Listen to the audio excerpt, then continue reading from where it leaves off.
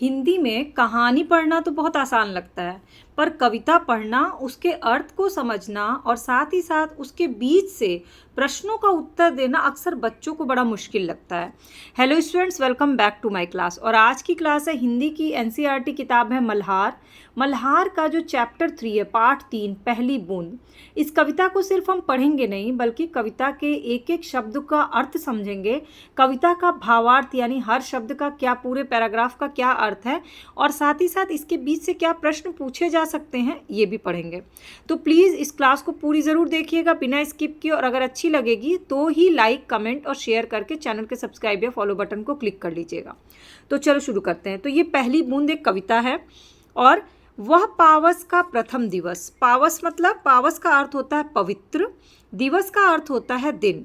वह पावस का प्रथम दिवस, जब वो पवित्र दिन जब आया, पहली बूंद धरा पर आई। कौन सा दिन पवित्र था? जिस दिन पहली बूंद, धरा मतलब धरती पर आई। अब पहली बूंद धरती पे कब आती है? बरसात के मौसम में, बारिश के मौसम में। यानी यहाँ पे इस कविता में किस चीज़ के बारे में बात हो रही है? बारिश के मौसम के बारे में बात हो रही है। और पावस का अर्थ होता है पवित्र, दिवस का अर्थ होता है दिन, प्रथम का अर्थ होता है पहला, धरा का अर्थ होता है धरती। ठीक, तो ये शब्द अर्थ भी आप लिखते जाइएगा। पौधा यानी कि अंकुर, अंकुर फूट पड़ा धरती से, नवजीवन ने ली अंगड़ाई। अंकुर का मतलब पौधा। जब मिट्टी में जब बीज डालते हैं तो छोटा सा जो पौधा निकलता है पानी डालते ही, उसको बोलते हैं अंकुर, यानी कि जो जो छोटा पौधा होता है। फूट पड़ा धरती से, तो जब बारिश की बूंद धरती के मिट्टी पे पड़ती है तो अंदर जो भी बीज होते हैं वो पौधे के रूप में बाहर आ जाते हैं। नवजीवन की ली अंगड़ाई, नव मतलब नया, तो ये पौधों को क्या मिलता है, ये मिट्टी को क्या मिलता है? एक नया जीवन मिल जाता है। जो मिट्टी सूखी पड़ी हुई है, जिसमें कहीं हरियाली नहीं है, वहाँ बारिश होने के बाद क्या आ जाता है? हरियाली आ जाती है। इसी को बोलते हैं मिट्टी को नया जीवन मिल गया, धरती को नया जीवन मिल गया है। अब आप इसको फिर से रीड करो। वह पावस का प्रथम दिवस, जब पहली बूंद धरा पर आई, अंकुर फूट पड़ा धरती से, नवजीवन की ले अंगड़ाई। जब आपको अगर क्लास में पोएम पढ़ना हो, कविता पाठ करना हो, तो इसी टोन में आप पाठ को पढ़िएगा। अब आगे, धरती के सूखे अधरों पर, धरती मतलब हमारी भूमि जो है, धरा के सूखे अधरों पर, अधर मतलब होंठ। तो यहाँ जो है ना, होंठ का मतलब धरती जो जमीन जो सूख गई है उसके बारे में कहा गया है। गिरी बूंद अमृत सी आकर। अब जब हमारा होंठ सूख जाता है तो हम क्या करते हैं? पानी पीते हैं, क्योंकि हमें पता होता है कि हमें प्यास लग रही है, तभी हमारा होंठ सूख रहा है। उसी तरह से जब धरती सूखने लगती है तो उसे किसकी ज़रूरत होती है? पानी की ज़रूरत होती है। तो जब बारिश का मौसम आता है और धरती पे पानी पड़ती है तो ऐसा लगता है जैसे धरती पे अमृत बरस रहा हो। वसुंधरा की रोमावली सी, वसुंधरा मतलब हमारी धरती।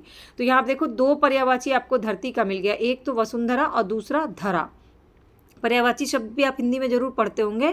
रोमावली सी, हरी दूब पुलकी मुस्काई। तो जब बारिश होती है तो छोटी छोटी जो हरी घास निकलती है उसी को दूब बोलते हैं। वो क्या हुई? वो खिलने लगी, मुस्कुराने लगी, हरियाली आने लगी। कब आई? पहली बूंद धरा पर आई, जब धरती पर पहली बूंद बरसी, पहली बारिश हुई। यहाँ पहली बूंद का मतलब होता है पहली बारिश। गर्मी के मौसम के बाद जब पहली बारिश होती है तो कैसी फीलिंग होती है उसके बारे में बताया गया। फिर से इसको रीड करो।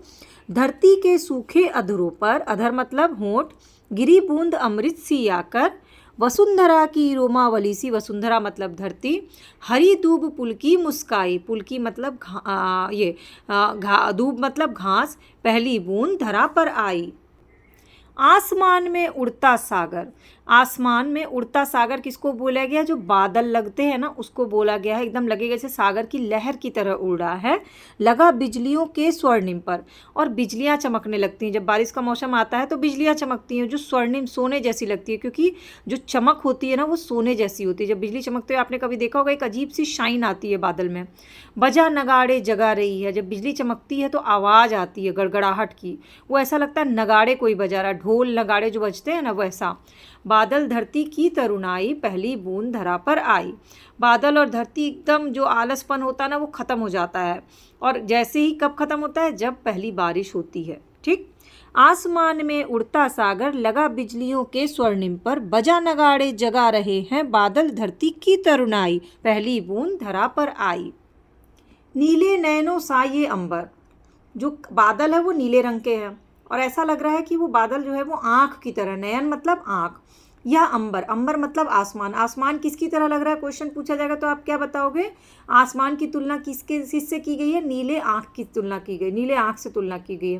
काली पुतली से ये जलधर, जलधर यानी काले बादल, तो जलधर किसको बोलते हैं, जलों से भरा हुआ, पानी से भरा हुआ बादल जो कि काले रंग का होता है, और वो कैसा दिख रहा है, जैसे हमारे आंखों की काली पुतली। तो जलधर यानी काले बादल की तुलना किससे की गई है, आंखों की काली पुतली से। करुणा विगलित अश्रु बहाकर, ऐसा लग रहा है कि बादल जो है ना वो इमोशनल हो गए हैं, भावुक हो गए हैं और आंसू बहा रहे हैं। बारिश नहीं हो रही बल्कि गर्मी के बाद ये बादल जो है वो आंसू बहा रहे हैं। धरती की चिर प्यास बुझाई, क्योंकि धरती इतने पूरे गर्मी के मौसम में प्यासी है, और उस प्यास को बुझाने का काम कौन कर रहा है, बादल कर रहा है। बूढ़ी धरती सस्य श्यामलाम, बूढ़ी धरती यानी ये जो मतलब है ना नई घास, ये बूढ़ी धरती को एक नया जीवन दे रही है। बनने को फिर से ललचाई, पहली बूंद धरा पर आई, जैसे ही पहली बारिश धरती पे हुई तो क्या बदलाव आया, नीले नैनों सा यह अंबर, काली पुतली से ये जलधर, करुणा विगलित अश्रु बहाकर, धरती की चीर प्यास बुझाई, बूढ़ी धरती सस्त श्यामला, बनने को फिर से ललचाई, पहली बूंद धरा पर आई। क्वेश्चन क्या है कि इस कविता के कवि कौन है, गोपाल कृष्ण कौल। तो पहली बूंद के कविता के कवि कौन है, गोपाल कृष्ण कौल।